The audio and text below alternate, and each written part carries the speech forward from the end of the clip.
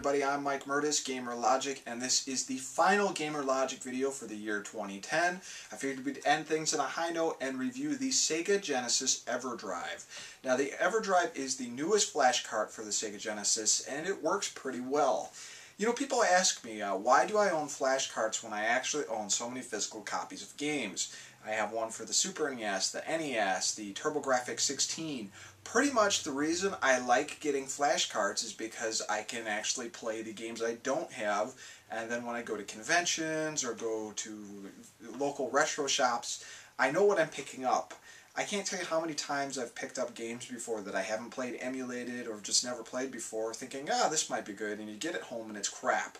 Granted, you're only paying a few bucks for the things, but you might as well walk out of a retro game store and have a good game collection rather than a collection of crap. So that's why I really enjoy these flash carts, especially with the Sega Genesis, because growing up I was a Nintendo guy. I was on the Nintendo front of the Nintendo versus Sega war, and there were a lot of Sega games I didn't play, a lot of classic Sega games, and while my library of Genesis and 32X games is decent, there's still a lot of good stuff out there that I haven't tried. So I was very excited when the Sega Genesis Everdrive was announced.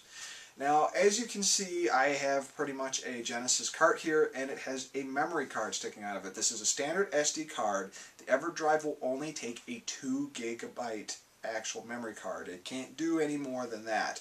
You can put a bigger size in there, but when you format it through the actual software on the card itself, the max you can do is 2 GB. So most people, you can get a 2 GB around the house just laying there if you have digital cameras, or you can buy one at Best Buy or any other major electronics store for pretty cheap, usually 10 to 12 bucks, if not less than that. So you do not get the actual clamshell for the cartridge. You literally just get the actual board itself. You have to make the modifications to a cartridge in order to do that. I actually have the Sega bit tools to open the screws out the back. And not having a Dremel or anything, I just took a drill bit with my drill and used the side of the drill to actually whittle down the sides of the Genesis cartridge so you could fit in the actual memory card slot there. So once you're done with that, you pop the memory card in, put the cartridge back together, pop it in your Genesis, make sure the card is detected, and you pretty much flash or format your actual Genesis SD card there. It flashes it, pull that out, put it in your PC, and you're good to go. But let me give you a live example of what that actually looks like. Check this out here. So how fast can you load a game on the Everdrive? What kind of games can you play on the Everdrive? Well, it's pretty simple. You can play Sega Master System, Genesis games of course, and 32X games. Their load times do vary, and as you've probably seen from a couple of my previous videos, I've done some tests just looking at how long it takes to load some of the games and the variety of different games you can load. Now for this, I'm actually going to do a Genesis load up, but your typical times for the games, again, just depends on what game you're playing.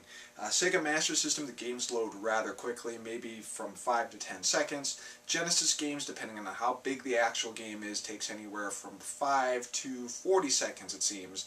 The 32X games, however, take the longest to actually load up. And I've run into instances where it's taken maybe 1 to 5 minutes to actually load certain 32X games up. Your times may vary depending on the memory card and stuff you use, but I'm using just a standard SanDisk SD card.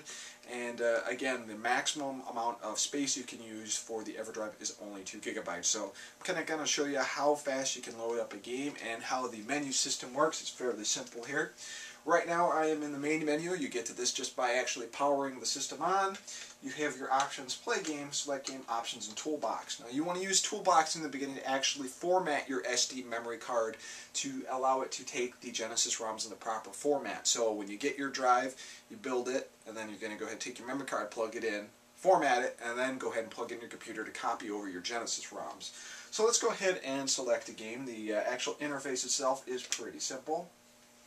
Now I will say you have to be fairly organized when it comes to actually selecting your ROMs and organizing them alphabetically or list-wise, because if you throw everything in just one directory structure, stuff starts to disappear, which is really annoying. So do your stuff in like an A, B, C, D, E, F, G, etc., format. It'll make things easier. Another complaint I have, not necessarily on the actual Everdrive itself, but the actual way that a lot of ROMs these days, like the good set ROMs, are merged. It has a lot of like the beta versions and stuff like that rather than just one ROM. So you may find yourself doing copies of multiple games. Right now I actually have this divided out into by folder capabilities from A, for example, and then the actual name of the game, and then the different versions are in that. For this test, we're just going to do something a little bit simpler here. We're just going to select Splatterhouse 2. Hit the A button here, and again, this is where I have all the different versions of Splatterhouse. So let's go ahead and hit this, and I will hit Start. It'll do the flash erase to erase the previous game that was on there, which will take it a couple minutes, a couple seconds, depending on the game. So right now it's flashing, and it's going to go ahead and put Splatterhouse 2 right on there. And just like that, it boots right into the game, which is fairly quick, fairly awesome. And I've played a bunch of stuff on here. Phantasy Star, Sonic the Hedgehog, Sega Master System games. I really haven't had any issues with, say, audio glitches and stuff, unless it's some of the Brazilian actual Sega Master System games or Genesis games, because I think there were some programming errors with those games in the first place. But I have no issues with the sound. It plays the games great. So let's go ahead and start it up, and as you can see, we have no problem getting right into this thing here. Love the Splatterhouse games. Love the first one on the arcade in TURBOGRAFX-CD.